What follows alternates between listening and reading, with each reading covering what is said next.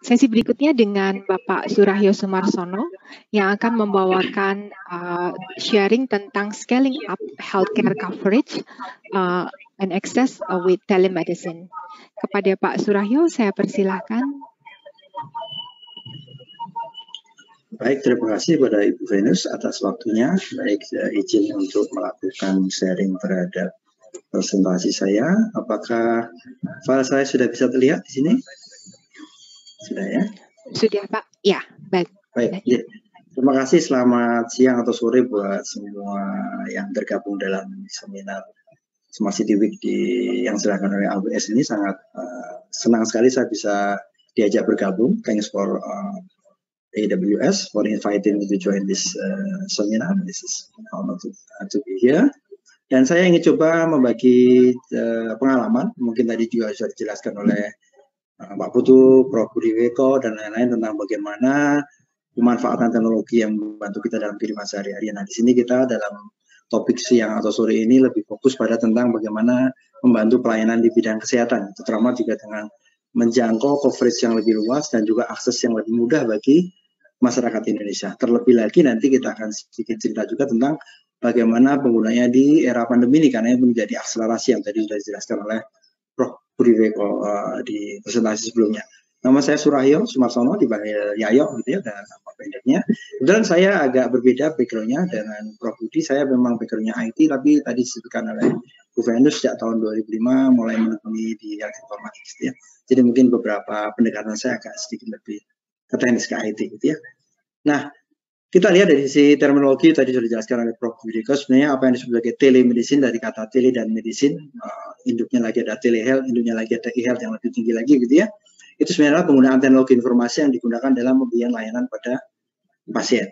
Jadi dengan kata lain sebenarnya kalau kita lihat dari acuan teknologinya, kalau menurut ITU dari zaman dulu sudah ada radio, televisi ya, kemudian telepon biasa pakai suara, voice based, atau SMS, karena di Indonesia sendiri kalau kita lihat di daerah-daerah terpencil atau rural area masih banyak juga layanan tanda kutip e-health atau telemedicine berbasis SMS ya, menggunakan teknologi mungkin bernama USSD kalau Bapak Ibu mengecek pulsa itu di handphone lama, handphone jadul itu, future phone yang keluar menu kecil itu juga sudah menjadi teknologi yang membantu kita dalam bidang pelayanan kesehatan. Bahkan tidak usah sampai berapa tahun yang lalu. Tahun lalu pun begitu saya berkeliling dengan Kementerian Kesehatan, keliling ke daerah-daerah terpencil di Indonesia, beberapa puskesmas itu bahkan menggunakan HT atau radiometer untuk berkomunikasi dengan rumah sakit umum daerah karena keterbatasan dari infrastruktur itu sendiri. Jadi kita bisa lihat bahwa sebenarnya skop ini bisa sangat luas dan artinya bagaimana kita mampu mengoptimasi menggunakan infrastruktur yang ada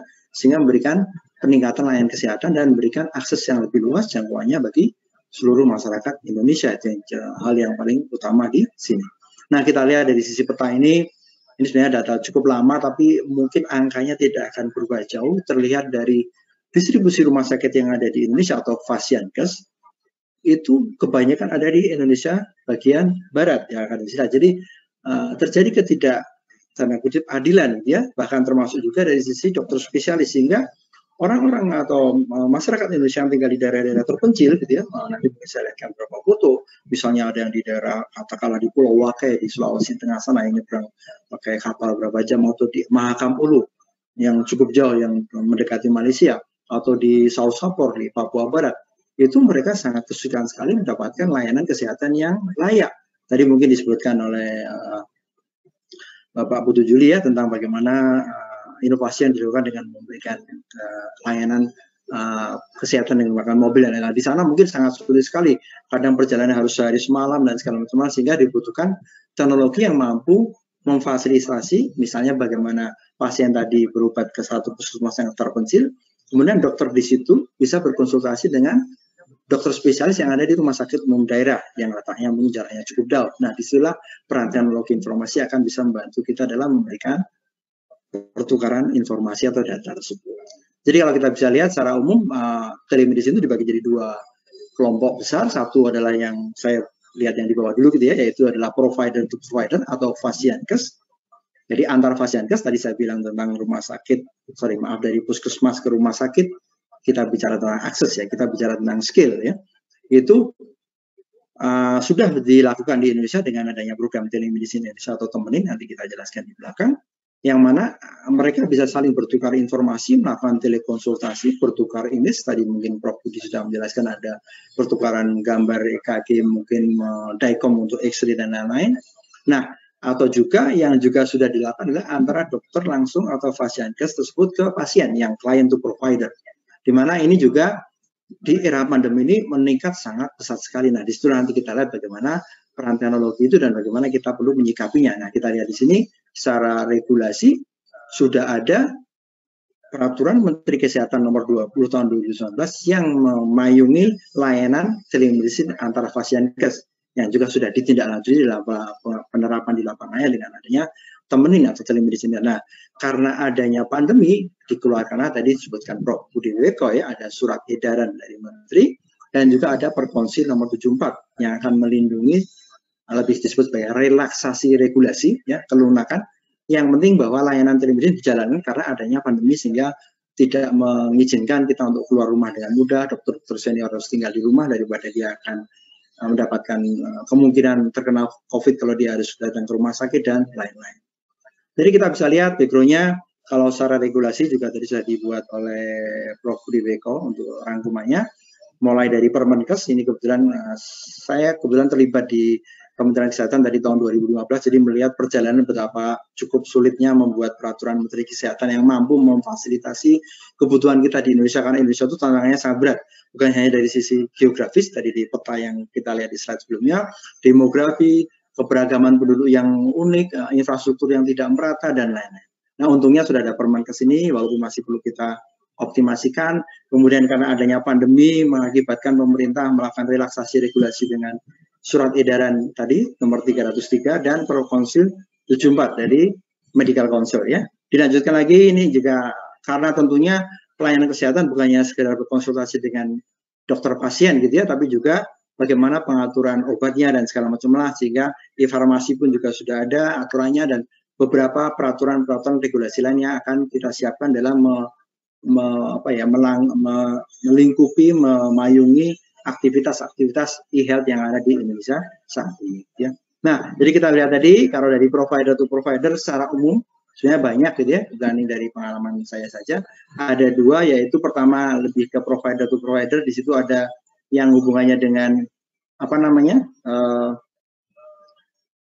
Temenin, yaitu Telemedicine Indonesia, mohon maaf, saya sedikit. Oke. Kemudian ada lagi SISRUTA untuk sistem rujukan terpadu atau referral system. Kemudian untuk client to provider itu kita ada mobile health yang dikembangkan oleh Kementerian Kesehatan dengan nama Sehatpedia. Nanti ada hospital to client tadi di Prof. Budi Weko ada yang dilakukan di rumah sakit di RSCM. Nah ini kalau di Sarjito ada namanya TEKON. TEKON itu kalau dalam bahasa Indonesia namanya bertanya ya, TEKON gitu ya. Itu singkatan dari telemedicine konsultasi. Ini juga melayani layanan telekonsultasi terhadap pasien yang sudah terdaftar di Sarjito, jadi sudah ada rekam medis di sana. Nah, puskesmas juga tidak boleh kita lupakan, karena di puskesmas sendiri banyak dokter juga kalau setiap kali seminar mereka bertanya, Pak, bagaimana kalau kami harus memberikan layanan melalui WA misalnya atau telepon gitu ya. Bahkan juga termasuk pertanyaan-pertanyaan yang lebih detail mengenai misalnya inform konsennya bagaimana, kerahasiaan datanya seperti apa, itu juga perlu kita perhatikan, karena bagaimanapun juga ini adalah bentuk layanan telemedicine dari fasiankes ke pasien langsung yang juga bahkan secara jumlah jauh lebih banyak, karena puskesmas di Indonesia sangat besar sekali jumlahnya ya, apalagi kita lihat di rural area. Dan juga tentunya dari berbagai private company yang sudah memberikan layanan seperti dari grupnya Atensi, ada Halodoc dan lain-lain, kemudian tadi nanti ada yang di Health Tech ID dan lain-lain. Jadi kalau kita bisa lihat seperti itu yang terjadi. Ini contoh di Temenin itu sendiri saat ini sudah dimulai di tahun 2017. Jadi sebenarnya secara sejarah itu dari tahun 2012-13 Kementerian Kesehatan sudah memulai adanya program telemedicine nasional. Cuma dalam perjalanannya terjadi pergantian berbagai sistem, terutama awal-awalnya adalah menggunakan pihak ketiga atau dari swasta, dan di tahun 2017 dibuatlah sistem yang dikembangkan oleh Kementerian Kesehatan sendiri disebut sebagai Telemedicine Indonesia atau Temenin, yang mana sekarang alhamdulillah sudah sangat banyak sekali rumah sakit yang bergabung. Ada 100 pengampunya, ada 56 yang diampu, ada 151 dokter yang tergabung di situ, juga ada dokter spesialis 137 ya, untuk radiologi, jantung 186 dan seterusnya. Jadi secara umum awal dari satu backbone telemedicine nasional di Indonesia itu sudah mulai terbentuk. Nah, disitulah kita nanti perlu melakukan peningkatan kinerjanya, peningkatan kapasitasnya, skalabilitasnya, keandalannya, dan itu yang akan menjadi PR kita sendiri, terutama kaitannya dengan seminar kita hari ini yang berhubungan dengan misalnya penggunaan cloud teknologi dan lain-lain. Ini tampilan bagaimana temenin itu dipakai seperti ini ya, berbasis web ini. Jadi dokter-dokter di puskesmas di ujung manapun di Indonesia selama ada koneksi internet, apakah itu pakai VSAT, 3G, 4G dan lain-lain, selama mereka punya browser, tentunya kalau di program ini kebetulan kementerian memberikan bantuan berupa laptop, webcam, kemudian peralatan-peralatan seperti EKG digital dan lain-lain, mereka bisa buka. Bahkan beberapa juga menggunakan mobile phone. Ya dulu ada versi mobile-nya, tapi sekarang sedang dilakukan perbaikan, gitu ya. Kemudian yang berhubungan dengan SIS-Rute atau sistem rujukan terintegrasi, ini juga sebagai pelengkap daripada telemedicine. Tadi kalau kita sebut tadi di presentasinya Pak Putu kan bagaimana pasien secara fisik akan dibawa pada satu vaskes kemudian diobati, gitu ya. Nah, di mana mungkin pada saat dirujuk terjadi kesulitan karena mungkin desa itu terletak 5 jam atau 10 jam dari RSUD yang punya dokter spesialis. Nah, disitulah ada telemedicine Indonesia yang membantu terjadi proses telekonsultasi dari dokter umum ke dokter spesialis di RSUD. Dan dibantulah dengan berbagai ekspertis yang ada. Di situ kebetulan ada layanan, tadi ada teleradiologi, tele EKG, tele USG, atau telekonsultasi ataupun juga chat. Tapi ketika terjadi keputusan di mana pasien tadi secara fisik harus kita rujuk, disitulah nanti akan dibantu dengan sistem rujukan terintegrasi atau disebut sebagai SIS-Rute. Jadi nanti akan saling melengkapi. Nanti di belakang ada gambarnya. Nah, ada lagi tadi Siapedia sebagai aplikasi berbasis mobile. Ini juga sekarang juga sudah dilengkapi dengan beberapa fitur untuk membantu kita dalam pemahaman tentang COVID, gitu ya. Pertanyaan-pertanyaan awal, apakah saya terkena gejala COVID atau tidak, dan lain-lain juga ada. Ini saya kira juga sudah umum dimiliki oleh berbagai layanan di provider swasta ya. Kemudian Nitekon salah satu contoh saja yang dilakukan dari rumah sakit ke para pasiennya sehingga pasien tidak harus secara fisik datang ke rumah sakit melalui satu sistem informasi. Nah, di sini ada catatan bahwa umumnya telekonsultasi yang dikembangkan rumah sakit adalah ekstensi atau perpanjangan dari Hospital Information System atau SIM rumah sakit ke pasien yang berada di lokasi yang terpisah di situ. Ya, jadi merupakan cantelan baru, gitu ya. Jadi bukan pengembangan baru ya disebut. Nah, disinilah kemudahan daripada bagaimana kalau kita menggunakan telemedicine yang akan berbasis pada rumah sakit. Sebenarnya ini juga sedang kami data, tadi Bu Venus sudah menjelaskan, kebetulan saya juga lagi diminta membantu UNDP untuk melakukan kajian atau assessment terhadap penggunaan telemedicine selama pandemi di Indonesia. Nah, salah satunya juga termasuk bagaimana penggunaan telemedicine di rumah sakit atau telekonsultasi ini ternyata jumlahnya juga sangat banyak sekali. Kemudian puskesmas, jangan kita lupakan, bagaimanapun puskesmas ada sebagai gatekeeper, gitu ya, sebagai ujung tombak yang paling depan gitu ya dalam menghadapi pasien gitu, apalagi dalam kondisi COVID seperti ini gitu, di mana masyarakat akan ragu-ragu datang ke puskesmas bagaimana dan segala macam mana. Bagaimana kita menyikapinya? Apakah kita memfasilitasi dengan melakukan WA, dengan video call kalau kebetulan koneksinya bagus, atau hanya sekedar SMS? Itu juga perlu kita kelola dengan baik juga, karena bagaimanapun kalau kita mampu menangani dengan baik di ujung paling depan, jadi pasien tidak perlu lagi ke RSUD atau bahkan sampai ke RSUD provinsi atau bahkan sampai lagi ke RSUD nasional, gitu ya. Itulah kan bagaimana cara kerja daripada sistem rujukan yang ada di situ dan lain-lain. Jadi di sinilah kita juga belum melakukan enhancement, kita melakukan peningkatan bagaimana layanan telemedicine di puskesmas, tanda kutip tentunya tidak menggunakan teknologi yang sophisticated, beberapa sangat sederhana seperti SMS atau WA, atau beberapa melakukan extension dari Simpus atau sistem puskesmas. Dibuatkan satu modul baru, jembatan baru, sehingga nanti bisa berinteraksi melalui tadi berbagai media telekomunikasi yang ada di situ. Nah, kalau kita bicara tentang provider dari swasta sangat besar sekali. Ada dari Atensi Group, misalnya ada Halodoc, Klik Dokter dan lain-lain. Saya kira Halodoc juga sudah pengguna AWS di sini ya, kalau tidak salah. Kemudian juga dari grup lain misalnya Healthtech ID, dan jadi ini juga sudah sangat banyak digunakan, terjadi peningkatan sangat besar, kalau tidak salah hampir 3-5 kali lipatnya gitu ya dari pada waktu sebelum COVID dan selama COVID ini ya, selama pandemi. Nah, ini juga perlu kita cermati juga bagaimana nanti ke depan untuk pengelolaan pengembangannya, regulasi yang sudah mature dan lain-lain. Di sinilah banyak kegiatan di Indonesia sekarang dalam menyiapkan regulatory framework untuk melindungi telemedicine yang dari tadi provider to client. Oke, nah ini yang kami temui langsung di lapangan. Beberapa kali saya menemani Kementerian Kesehatan bahkan survei atau melakukan proses implementasi dari telemedicine Indonesia sendiri. Anda bisa, Bapak Ibu bisa lihat bagaimana kondisi infrastruktur di kita, gitu ya. Contoh di Sapor, mereka menggunakan VSAT pakai antena parabola yang dipasang ala kadarnya. Boleh dibilang nih kalau misalnya ada kambing lagi lari nabrak nih, antenanya ambruk gitu ya. Jadi atau lagi banjir besar bisa bawa hanyut. Jadi bayangkan betapa ala kadarnya infrastruktur yang ada di daerah-daerah kita. Gitu ya. Di situ speednya juga sangat lambat sekali. Sekali lagi di sana waktu itu hanya ada 2G ya tahun 2019. Mungkin sekarang berubah ada 3G atau 4G. Terakhir saya keliling ke Papua Barat. Setiap kali saya masuk hutan tidak ada sinyal sama sekali berjam-jam lewat pakai mobil 4-wheel drive. Setiap kali menyeberang sungai saya sangat bahagia setiap melihat ada pipa besi di sebelah jembatan. Saya orang yang karena orang infrastruktur artinya jadi sangat paham bahwa itu sedang terjadi proses pemasangan fiber optik gitu ya, infrastruktur yang dikembangkan oleh pemerintah dalam membangun palaparing. Jadi harapannya moga-moga tahun 2020 ini sudah menjadi baik ya dan tidak lagi menggunakan VSAT yang sangat mahal dan speednya sangat terbatas. Di Oransbari di West Papua, alhamdulillah di belakang Puskesmas Persis ada BTS. Tahun 2017 saya berkunjung ke sana, speednya sangat tinggi sekitar 25 Mbps.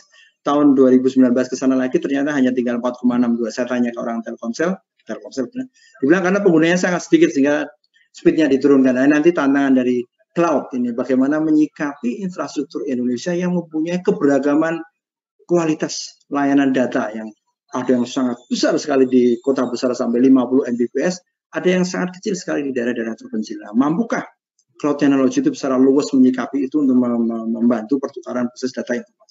Ini Tiong Ohang juga ceritanya juga cukup dramatis. 7 jam dari Samarinda naik mobil, 8 jam naik kapal menyusuri Sungai Mahakam sampai di ujungnya Mahakam Ulu yang mendekati Malaysia. Ini juga hanya pakai VSAT dan speednya juga sangat lambat dan koneksinya hanya ada 2G. Jadi kalau saya ngirim WA mungkin 2-3 jam baru nyampe karena nanti nunggu ada udara cerah dikit baru nyambung dan lain sebagainya. Jadi inilah yang terjadi gitu. Walaupun secara backbone pemerintah Indonesia sudah membangun infrastruktur yang bagus ya, fiber optik yang tertanam di bawah laut menyambung ke berbagai pulau. Nah, bagaimana diseminasi di ujung-ujung itulah yang akan menjadi PR sendiri karena bagaimanapun provider telekomunikasi juga pasti berpikir secara ekonomis. Kalau saya pasang BTS banyak di area-area terpencil, untung saya apa gitu ya. Nah, disitulah mungkin adanya USO dan lain-lain yang akan membantu di situ walaupun katanya USO dananya sudah habis ya. Ini akan jadi PR sendiri bagi kita bagaimana menyikapi jangkauan ya akses dari infrastruktur telekomunikasi data yang nantinya membantu layanan telemedicine yang ada di sini dan ini sekilas saja saya ambil dari Open Signal tahun 2020 Juli ini terlihat bahwa ya segitulah speed dari kecepatan download maupun upload kita gitu ya. Ini kebanyakan di kota besar, jadi Anda bisa bayangkan bagaimana kalau mereka tinggal di lereng Gunung Kerinci, ada mungkin yang ada di daerah Nusuk Tenggara Timur, di daerah pegunungan apa, enggak saja jauh di Jogja sendiri. Kalau kami pernah punya kegiatan membangun mHealth atau mobile health di perbukitan di Gunung Kidul saja pun juga kadang-kadang hanya dapat 2G ya, 3G pun tidak dapat. Nah, ini juga akan jadi tantangan tersendiri terhadap kita bagaimana membangun infrastruktur sistem kesehatan nasional. Nah, dari sisi topologi jaringannya, dari sisi arsitektur sistemnya juga cukup simpel saja. Ini yang juga akan jadi PR. Mampukah nanti cloud technology bisa membantu dalam hal ini? Misalnya seperti Temenin atau Telemedicine Indonesia tadi, kita lihat servernya terpusat di Pusdatin dan di mana nanti akan terkoneksi lewat public internet, public network ya, yang mana kualitas koneksinya juga tergantung di tiap area. Yang terjadi proses nanti di sana ada notebook atau pakai handphone, terjadi proses telekonsultasi, memasukkan data pasien, pengiriman data radiologi, pengiriman gambar EKG, USG dan seterusnya yang akan dijawab oleh dokter yang ada di rumah sakit umum daerah, misalnya dari Oransbari tadi berkonsultasi ke Sorong. Nanti kalau Sorong tidak mampu jawab, spesialisnya dia akan merujuk lagi ke rumah sakit yang lebih tinggi yaitu di Hasanuddin di Makassar dan seterusnya seperti itu.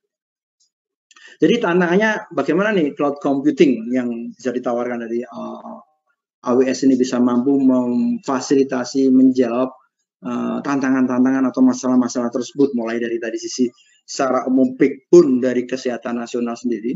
Kalau boleh cerita sedikit, misalnya kebetulan pernah tinggal di Belanda juga gitu ya. Di sana mereka punya namanya AORTA atau National backbone untuk health informatics ya. Jadi semua rumah sakit, klinik, bahkan toko kacamata, apotek bisa connect ke situ gitu ya.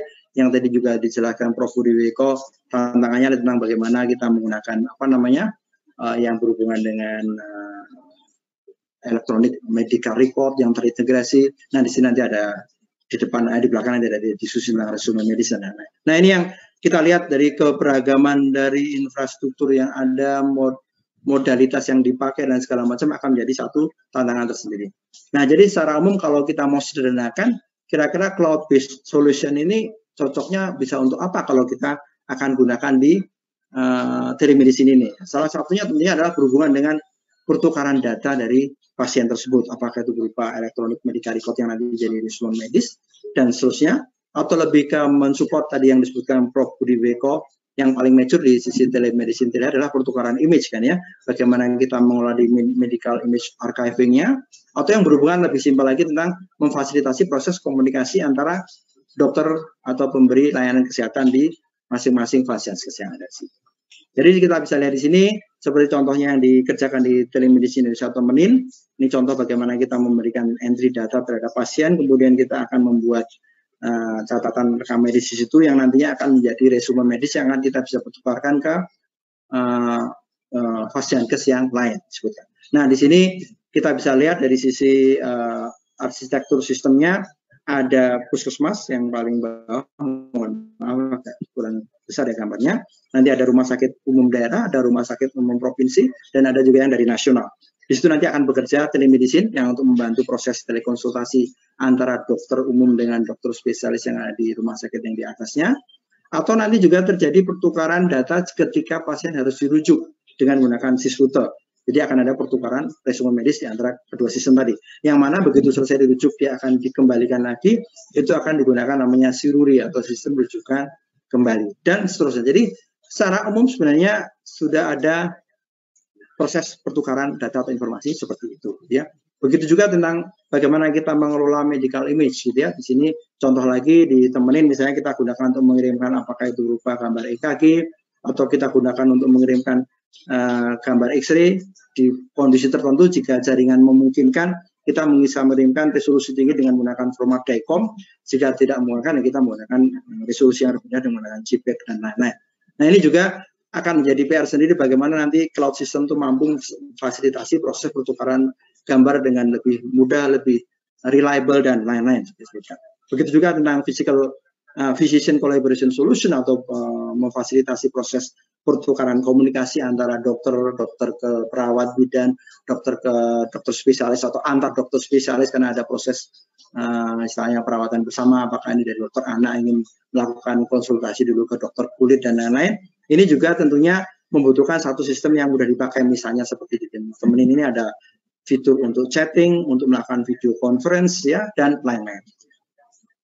Nah, kalau kita bicara skop lebih luas dari sisi tema seminar kita adalah Smart City, ya boleh dibilang sebenarnya Smart Health itu adalah bagian daripada Smart City. Kita bisa tahu bahwa gimana Smart City itu mempunyai pengertian di mana pengelolaan satu konteks pemerintahan di skala lebih kecil di satu kota atau kabupaten menggunakan teknologi informasi ya. Jadi lebih dari sekedar e-government ya, bahkan termasuk bagaimana melakukan pelibatan terhadap citizen atau masyarakat, mungkin dibahas di sesi pagi tadi ya. Nah, di dalam Smart Health juga begitu. Kalau di kota besar mungkin dengan mudah bisa kita lakukan dalam konteks bagaimana kita membangun infrastruktur interkomunikasi antara rumah sakit umum daerah, dinas kesehatan, puskesmas, klinik pribadi dan lain-lain dengan berbagai teknologi yang bisa kita padukan. Tapi kalau kita bicara di daerah terpencil, mungkin dalam konteks smart desa atau apapun, itu akan menjadi APR tersendiri juga.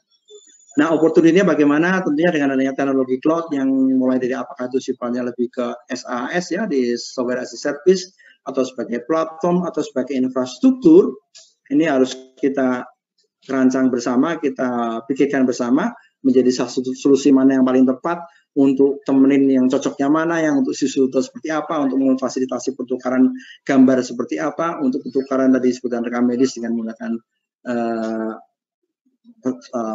standar seperti ISO 7 segala macam harus seperti apa. Nah, begitu kita bicara di bawah di dalam level infrastruktur, kita harus pertimbangkan bukannya selalu ke infrastruktur yang high-end seperti 4G yang ada di kota besar, WiFi, WiMAX, whatever, tapi kita juga pertimbangkan bagaimana dengan daerah-daerah terpencil.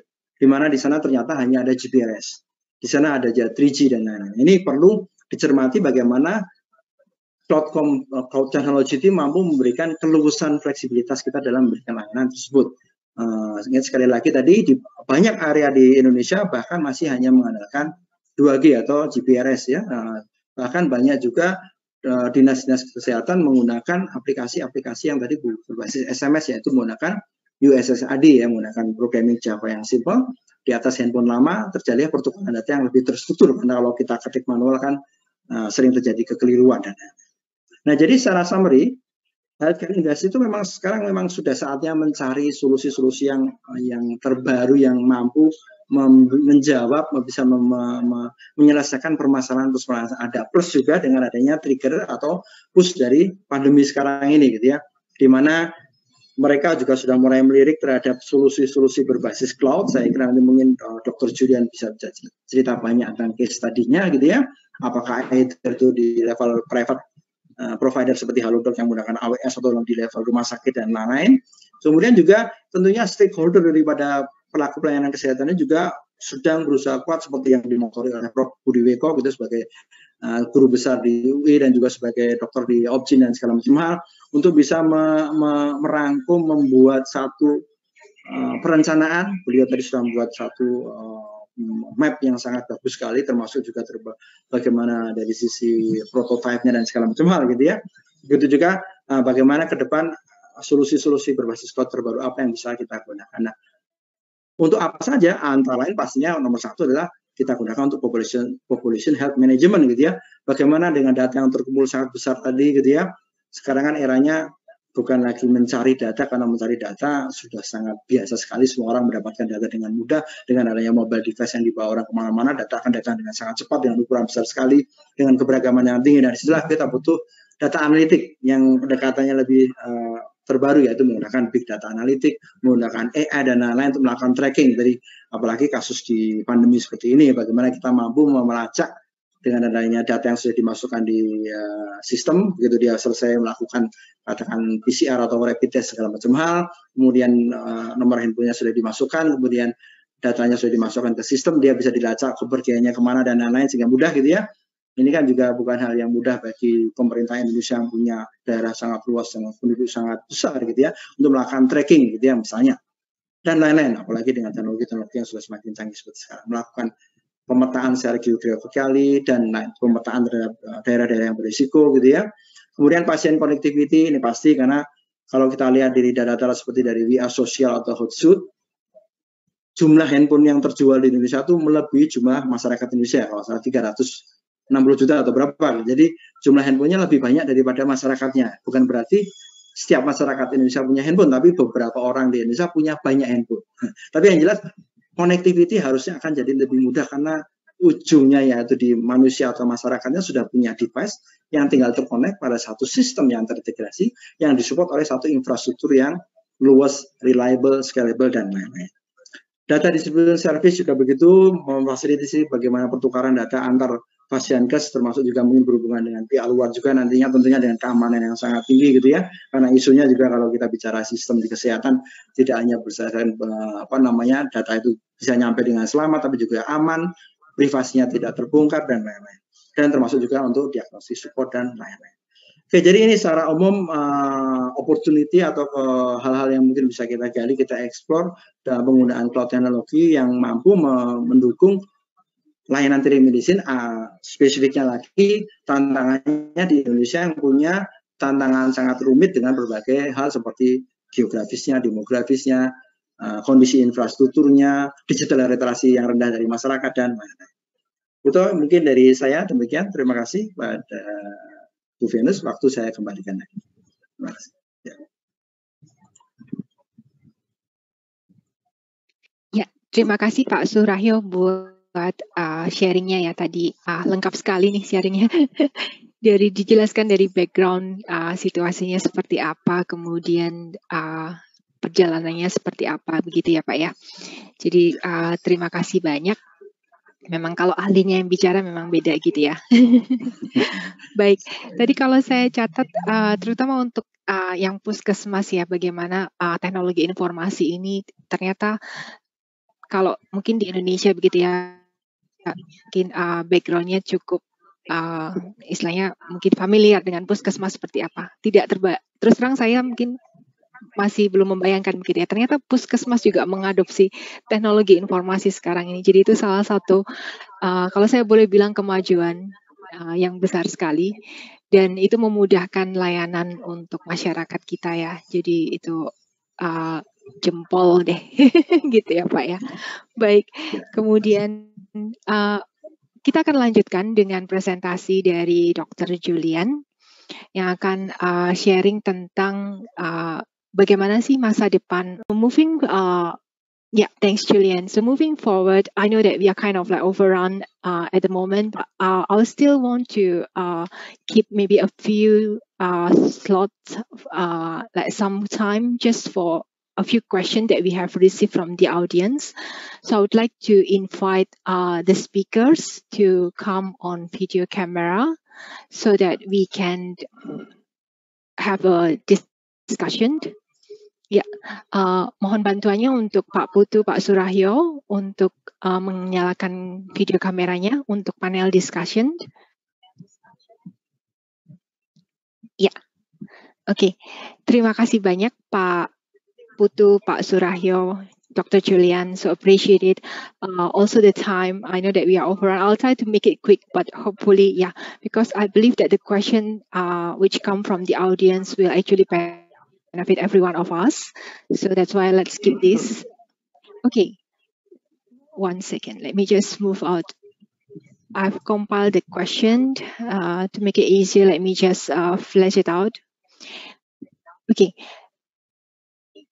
Mungkin saya lanjutkan dengan Pak Surahyo ya. Ada pertanyaan, bagaimana pemanfaatan cloud teknologi ya di sektor kesehatan, terutama di fasilitas pelayanan kesehatan milik pemerintah ya Pak ya, sepertinya ya, seperti puskesmas, kemudian rumah sakit umum atau rumah sakit daerah, atau juga dari fasilitas dari Kemenkes. Silakan Pak Surahyo. Baik, terima kasih. Pertanyaan sangat bagus sekali saya kira. Nah, kita kembali lagi ke apa yang sudah kita miliki selama ini kalau kita bicara tentang infrastruktur sistem informasi kesehatan secara nasional yang dimiliki pemerintah. Mohon maaf kalau kita lihat dari sisi arsitektur teknologi kan relatively simple ya, semuanya tersentralisasi ke pusat. Sehingga terlepas di masing-masing rumah sakit umum daerah maupun pusat rata-rata sudah punya sistem informasi rumah sakit yang bagus ya untuk melayani internal. Tapi begitu kita bicara tentang integrasi, interconnectivity antar instansi, antar katakan rumah sakit atau ke dinas itu akan menjadi kendala. Kenapa begitu? Karena ya tadi segala sistem rata-rata terpusat. Itu kita bicara dua hal penting dari sisi kita bilang layanan SLA ya, service level agreement, di mana ada availability atau ketersediaan dan reliability kehandalan itu selalu menjadi pertanyaan. Tidak harus di kesehatan kalau kita bicara, mohon maaf di cerita pemilu lalu, mungkin yang bagi para pengajar dosen kalau kita bicara tentang sistem didiktif, begitu ada banyak request yang terjadi yang sifatnya seasonal, sistemnya pasti akan ambruk ya. Rata-rata akan terhenti karena adanya beban yang sangat tinggi yang terpusat. Nah, disitulah kita butuh satu katakanlah infrastruktur atau platform yang bisa kita sewa di atas yang lebih mudah kita kelola. Dengan tadi ketersediaannya yang terjamin, availability dan kehandalannya yang terjaga. Karena selama ini kalau kita selalu kita terlalu terpusat, ya akan seperti itu ya, terjadi bottleneck yang mohon maaf juga betul-betul saya lihat belum dikelola dengan baik gitu ya. Nah, kalau kita bicara hal itu mungkin pasti ada pertanyaan bagaimana dengan keamanan data, bagaimana dengan perlindungan privasi dan lain-lain. Tentunya juga pasti akan diberikan jaminan dari penyelenggara cloud tadi untuk memberikan jaminan terhadap itu, karena saya yakin teknologi sudah ada di situ ya. Di sistem yang kita kelola sekarang itu sudah ada ya, kita punya HTTPS, punya SSL untuk melindungi tentang enkripsi atau penyandian, kita menggunakan token untuk melakukan autentikasi dan lain, tapi tentunya ada hal lagi yang bisa lebih kita kerjakan. Tadi di presentasi sebelumnya juga disebutkan seandainya layanan kesehatan itu seperti e-banking atau mobile banking itu jauh lebih sederhana. Kita sangat percaya kan, pakai mobile phone mau ngapain, mau transfer uang, mau bayar SPP anak, mau beli apa, tek beres. Nah, di kesehatan belum terjadi kepercayaan setinggi itu. Jadi makanya perlu kita bangun apakah di level di IaaS, di infrastructure as service, atau naik sedikit ke level platform, atau bahkan nanti ke software as service. Nah, kemudian yang pertanyaan berikutnya adalah regulasi atau peraturan hukumnya bagaimana? Seingat saya di peraturan nomor 71 tentang penyelenggaraan sistem transaksi elektronik gitu ya, kan diberi kelonggaran sampai Oktober 2021 nanti penyelenggara layanan cloud tadi bisa membangun sistem yang ada di Indonesia, karena tadi aturannya mensyaratkan namanya sistem yang berada secara fisik lokalnya ada di Indonesia. Nah, saya yakin dalam perjalanan waktu nanti layanan kesehatan jika kita ingin mulai lebih fokus pada core bisnisnya, tidak ngurusin tentang infrastruktur segala macam yang itu harusnya dikerjakan oleh yang ahlinya, itu layanan akan jauh lebih bagus ya. Seperti kita kembali ke contoh perbankan ya, contoh saya kira disitulah akan muncul inovasi-inovasi baru yang kita bisa gunakan dengan lebih seksama dibanding ngurusin jaringan, ngurusin server overload dan yang usernya crash dan segala macam hal yang maaf sering terjadi. Itu mungkin jawaban pendek saya. Terima kasih. Baik, ya, terima kasih banyak Pak Surahyo. Mungkin kalau saya tambahkan sedikit, saya jadi ingat quote-nya dari CEO Halodoc ya, Pak Jonathan Sudarta ya. Beliau juga pernah sharing gitu ya, bahwa mereka menggunakan cloud, Halodoc menggunakan cloud, dan kebetulan Halodoc menggunakan AWS, Halodoc dibangun di atas AWS. Mereka memilih AWS karena mereka melihat bahwa AWS menjadi salah satu yang bisa terpercaya untuk mengatasi istilahnya scale up begitu ya yang dibutuhkan. Jadi mereka tidak perlu khawatir, tidak perlu pusing, tidak perlu harus memikirkan tentang infrastruktur atau networking atau yang lainnya yang bukan healthcare, karena core mereka adalah healthcare. Jadi mereka bisa fokus mengembangkan solusi dari healthcare itu sendiri. Ya, baik, terima kasih sekali lagi. Terima kasih. Ada satu pertanyaan lagi yang kebetulan belum sempat saya share di sini. Mungkin saya bacakan saja. Jadi ada pertanyaan, bagaimana Kemenkes, Kementerian Kesehatan, menjawab penggunaan cloud agar lebih fleksibel? Ya, mungkin saya akan coba jawab secara cepat begitu ya. Jadi saat ini mungkin banyak yang sudah mendengar juga bahwa Kemenkes banyak melakukan research, terutama dalam hal vaksin ya, apalagi dalam situasi saat ini. Jadi research dan vaksin itu salah satu yang cloud teknologi mulai digunakan ya, karena dengan tadi istilahnya kalau kita sebut dengan data analytics, kemudian big data, jadi data itu tidak hanya dicari sekarang tapi diolah juga begitu ya, untuk kemudian dianalisa dari situ untuk menjadi sesuatu yang bisa menjadi istilahnya basis buat kita untuk pengambilan keputusan atau menentukan next step selanjutnya. Jadi inisiatif yang saat ini sedang dilakukan salah satunya vaksin dan research, kemudian pengembangan untuk platform healthcare, telehealth ya, untuk public hospital, rumah sakit pemerintah, rumah sakit umum. Jadi ini saya kira sejalan dengan inisiatif dari pemerintah untuk menyediakan fasilitas kesehatan yang bisa diakses lebih banyak orang lagi, apalagi di masa-masa saat ini. Jadi kalau kita bicara scalability, menjangkau lebih banyak orang, cloud teknologi adalah salah satu alternatifnya. Karena kan dengan cloud kita tidak perlu istilahnya invest untuk sesuatu server yang mungkin harganya bisa mahal ya kalau kita bicara akses yang jutaan atau bukan puluhan juta atau ratusan juta untuk Indonesia.